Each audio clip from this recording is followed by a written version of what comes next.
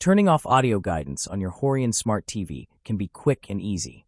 In this video, I'll walk you through the exact steps to disable this feature, which is especially useful for those who do not require vocal assistance. If you find this video helpful, don't forget to hit the like button and subscribe to my channel for more useful guides like this one. Let's start turning off the audio guidance on your Horion Smart TV equipped. First, grab your remote and press the home button to bring up the home screen. From here, you'll want to find the settings icon, which might be right on the screen, or you might need to press the settings button on your remote. It looks like a gear icon. Once you're in the settings menu, go ahead and select All Settings at the bottom of the menu. Now from the side menu in the All Settings page, navigate down to General and select it.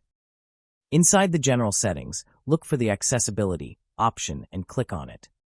In the Accessibility menu, you'll see audio guidance. It's turned on by default, so let's go ahead and turn it off.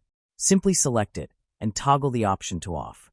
To make sure everything is set correctly, raise or lower the volume and listen. There should no longer be any voice feedback. And that's it. You've successfully turned off audio guidance. That's it for this video on how to turn off audio guidance on your Horion Smart TV. I hope this step-by-step guide makes it easy for you to customize your TV settings to better suit your needs. Have any questions, or did this method help you successfully disable the audio guidance? Let me know in the comments below. I'd love to hear your feedback. Thanks for watching, and I'll see you in the next video.